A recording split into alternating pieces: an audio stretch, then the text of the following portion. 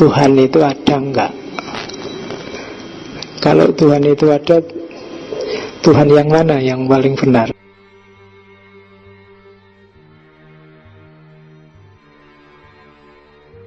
Argumen adanya Tuhan. Tapi itu pun nanti juga, karena selalu saya bilang produknya akal manusia itu tidak ada yang tidak bisa dibantah. Jadi ini nanti banyak sekali argumen juga dibantai sendiri antara para filosof. Dan kamu nanti jangan kaget.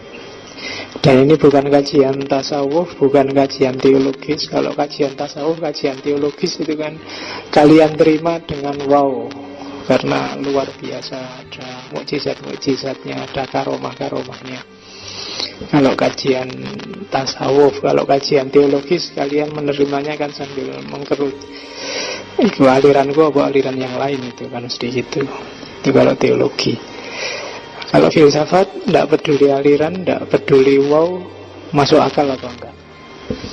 Parameternya cuma itu. Makanya nggak usah kaget, nggak usah gelisah kalau ada bantahan-bantahan terhadap yang selama ini kalian yakini itu bukti rasionalnya Tuhan. Ternyata juga nanti bantahannya banyak. Meskipun jawaban-jawaban juga banyak, tapi tampilnya pasti tidak hari ini, nanti setelah Idul Fitri. Hari ini kalian perlu kenal yang gelap-gelap dulu, yang terang besok. Karena salah satu, kalau kalian merasa sedang mencari cahaya, bekal paling penting untuk kalian bisa nemu cahaya, kalian harus bisa mengenali kegelapan. Kalau kalian masih belum bisa membedakan mana gelap, mana terang, kalian gak akan bisa ketemu cahaya. Rumusnya itu. Apalagi hari ini, yang gelap dan yang terang kan campur. Nah, itu kalau ilmumu tidak lengkap, itu kamu anggap cahaya padahal itu gelap. Kita masuk sekarang ke tema ini. Argumen logis adanya Tuhan. Ini juga temanya juga sedang mengobrak-abrik konsep ketuhanan.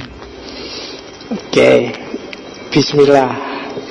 Meskipun ngajinya anti Tuhan, tapi bismillah. Ini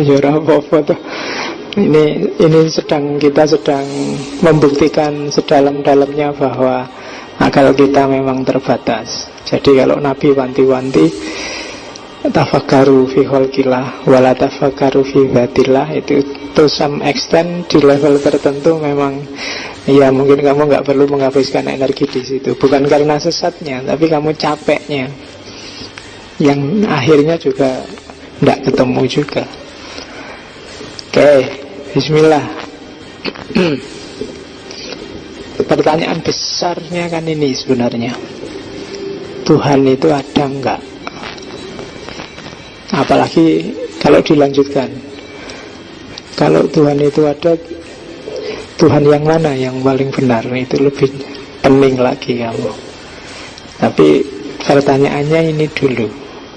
Dan itu argumen yang paling dikenal. Ada 1, 2, 3, 4, 5 sebenarnya. Cuma itu tak tambahi yang beberapa kalian sudah kenal. Ada ontologis, kosmologis, teleologis, argumen desain, argumen taruhan, sering tak singgung tentang wakil, argumennya Pascal, argumen moralnya Immanuel Kant, dan argumennya para mistikus, religious experience. Kita membantah argumen ini bukan berarti kita membantah adanya Tuhan. Kita membantah argumennya. Ada yang tidak pas dari argumen itu. Yaitu kalau dikategorikan ada 2. Yang pertama argumen a priori, yang kedua argumen a posteriori. Kalau a priori itu permainan akal saja, kalau a posteriori itu didasarkan pada pengalaman. Makanya orang yang tidak mau lihat kenyataan, idealisme aja yang dipegang, merasa benarnya sendiri terus-terusan, itu biasanya sering disebut orang yang a priori. Oke, kalau a posteriori itu berdasarkan pengalaman. Nah, pikiran yang mempertimbangkan kenyataan itu a posteriori. Kalau di Immanuel Kant, pernyataan yang bisa diterima itu jenisnya sintesis a priori bisa, atau analitik a posteriori. Tapi yang paling dikenal yang sintetik a priori, berdasarkan pengalaman terus diolah oleh akal. Jangan analitik a priori. Analitik a priori itu biasanya pernyataan yang cuma bulat dari akal ke akal. Itu yang bahasa Jawane akal-akalan. Itu analitik a priori. Kelihatannya masuk akal, tapi itu sebenarnya a priori, hanya dibulat-bulatkan aja argumennya. Argumen kosmologis isinya dua. Yang pertama argumen Veskos, kalian pasti sering dengar ini. Yang kedua argumen kontingensi, jenisnya a posteriori seperti disebut sebelumnya. Jadi argumen Veskos bahwa semuanya ada sebabnya dan Tuhan adalah sebab yang pertama. Kemudian yang kedua argumen kontingensi, kayak ilmunya Ibnu Sina yang bilang ada wajibul wujud, ada mungkinul wujud. Itu dua jenis argumen kosmologis. Disebut kosmologis karena argumen ini melihat kenyataan yang ada di alam semesta. Yang satu melihat segalanya ada sebabnya, yang satu melihat bahwa segalanya itu sifatnya mungkin, tidak ada yang wajib. Nah, ini dua pernyataan besar yang kelihatannya ketika kita kemarin masuk di filsafat Islam, masuk di filsafat Yunani, beberapa filosof barat, ini kan sangat rasional. Veskos itu paling awal dikenal Aristoteles. Ada sebab pertama. Kelihatannya sangat rasional, tapi nanti kelemahannya banyak dua argumen ini. Apalagi kalau ini mau kita pakai sebagai orang yang percaya pada Tuhan. Kita lihat ya kelemahannya di mana. Kita pahami dulu. Yang pertama Veskos, argumen kosmologis jenis pertama. Rentetan logikanya kan itu diawali dari premis segala sesuatu itu pasti ada sebabnya. Jadi diasumsikan nggak ada satupun hal di dunia ini yang nggak ada sebabnya. Segalanya wis, mungkin termasuk lahir batin. Apapun yang kamu alami, yang kamu miliki sekarang ada sebabnya, tidak ada yang ujuk-ujuk. Yang kedua, tidak ada satu hal pun yang jadi sebab bagi dirinya sendiri. Sebab itu selalu di luar musabab. Nah, terus ada lagi premis ketiga. Premis ketiga, tidak mungkin ada tapi rangkaian sebab akibat yang tanpa akhir. Tidak mungkin ada sebab akibat yang tanpa akhir. Nah, oleh karena itu dari premis 1, 2, 3 disimpulkan pasti ada sebab yang paling awal. Sebab pertama ini harusnya kan dia tidak punya yang bikin dia ada, tidak ada yang menyebabkan dia ada. Jadi kalau tadi ada rangkaian sebab akibat, dia yang paling pertama. Yang namanya pertama kan nggak ada lagi. Kalau masih ada lagi, nanti sebabnya ada lagi, tasalusul lagi, tanpa akhir. Dan itu akal mustahil bisa begitu, katanya akal. Nah, kalau sebab yang pertama ini kita anggap Tuhan, kita kan selalu begitu. Tuh, sebab pertama itu ya Tuhan, berarti ya Tuhan memang ada. Jadi segala sesuatu pasti ada sebabnya. Tidak ada sesuatu yang jadi sebab bagi dirinya sendiri. Yang ketiga, tidak mungkin ada rangkaian sebab akibat tanpa akhir. Yang keempat, berarti ada sebab pertama yang tidak disebabkan. Karena kalau dia ada yang bikin dia, ya berarti ada sebab lagi, belum pertama. Yang sebab ini mungkin yang pertama, tapi kok masih ada lagi, ya terus, berarti belum pertama. Dan harus ada berhentinya. Kalau nggak ada berhentinya, nggak masuk akal. Dan kalau kita sebut yang pertama itu sebagai Tuhan, berarti ya Tuhan itu ada. Oh, ini kan argumen luar biasa. Kalau saya berhenti di sini, bagi kamu ini argumen yang sempurna. Berarti Tuhan itu memang ada. Nah, kritik terhadap argumen ini adalah, coba perhatikan, dari urutan logik itu ada premis yang kontradiksi, yaitu premis kedua dan premis keempat. Tadi katanya nggak ada satu hal pun yang menjadi sebab bagi dirinya sendiri. Tapi kok di 4 jadi berubah, ternyata ada toh. Oh, itu dari sisi logika sudah nggak nyambung. Kalau memang ada sejak awal bilang ada, tapi tadi katanya nggak ada, sekarang bilangnya ada. Nah, itu kontradiksi namanya. Itu yang 24, kontradiksi, tidak nyambung. Terus perhatikan premis ketiga.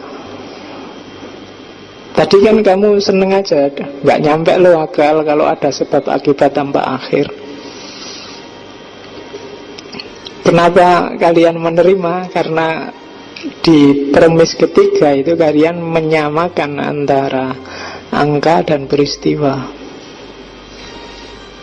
Jadi tak baca ya, premis ini biasanya karena kita punya asumsi bahwa rangkaian angka yang tidak terbatas itu tidak ada, pasti ada batasnya. Rangkaian angka itu gini, kalau kalian tak tanya angka paling kecil berapa, kalian mesti nggak nyampe akal saya pak, tapi ada toh, pasti ada pak, kan gitu. Angka paling besar berapa? Wah, 9, nggak nyampe pak saya menyebutnya, tapi pasti ada pak. Ada pak, kalau nggak ada kan Tuhan itu tidak terbatas, kan kalian selalu bilang gitu. Kalau angka bisa, tapi kalau peristiwa nggak bisa. Peristiwa atau sesuatu secara logis itu pasti ada sebabnya. Bisa kalian cari. Kalian kan selalu membayangkan sebab itu, ini menyebabkan ini menyebabkan. Rangkaian sebab akibat nggak selalu begitu, bisa menyamping, bisa macam-macam.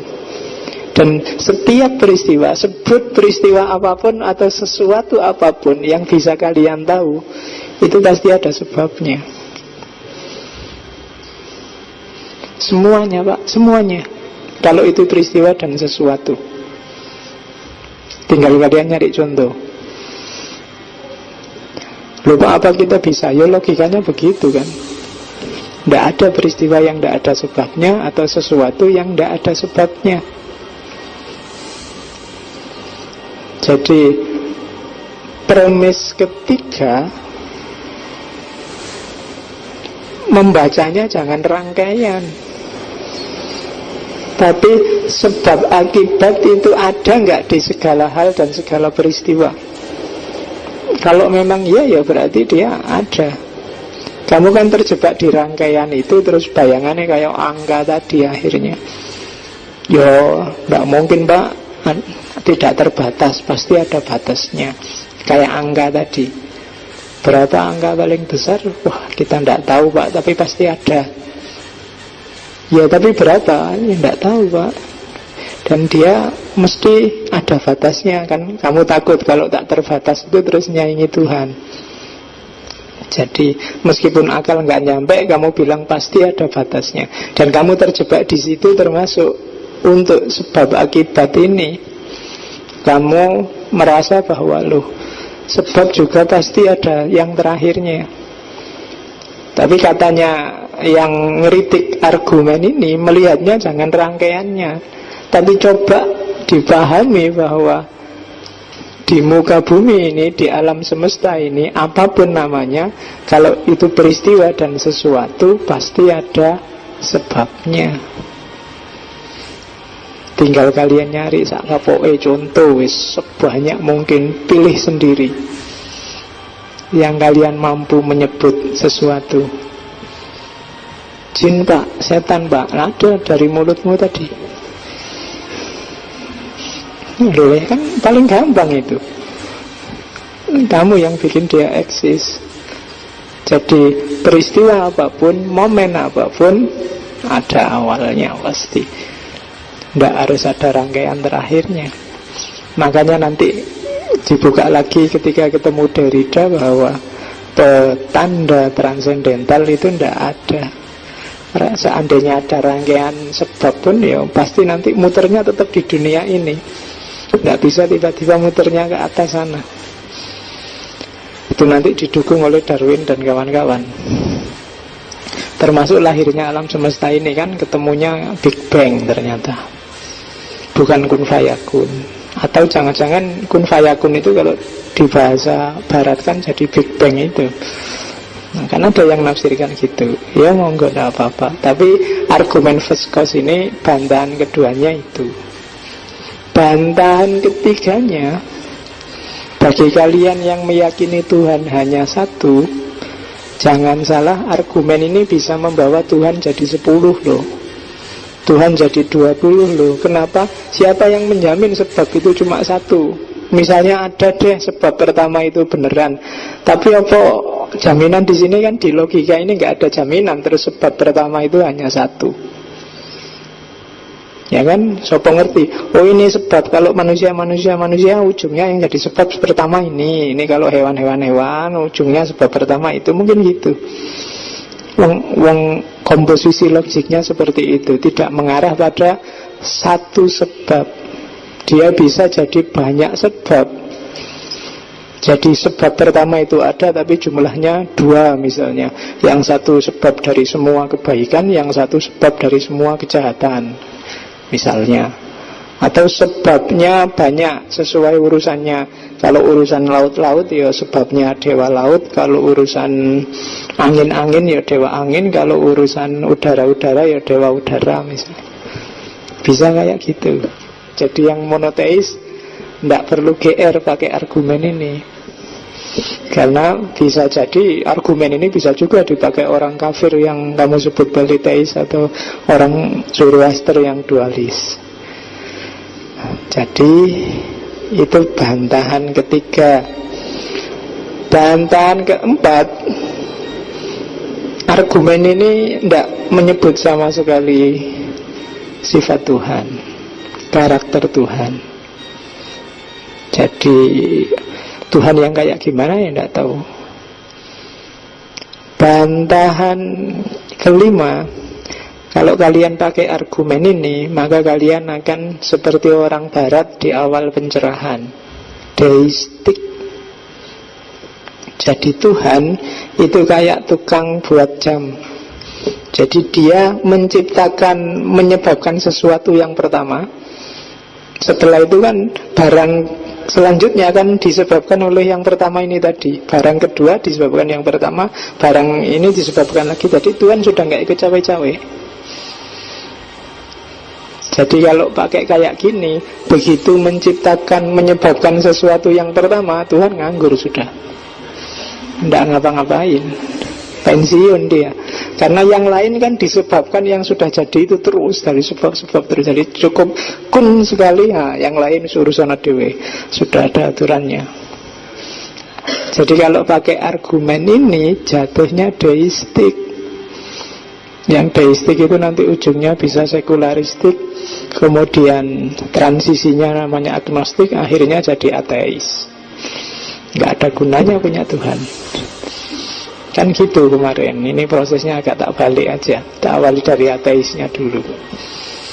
Jadi kalau pakai argumen ini, Yang pertama, ada kontradiksinya. Yang kedua, ada yang tidak punya dasar, premis ketiga. Yang ketiga, Tuhannya bisa banyak. Yang keempat, Tuhannya nggak jelas kayak gimana, pokoknya ada gitu aja. Dan yang terakhir, jatuhnya jadi deistik. Nah, itu kelemahannya argumen Voskhod.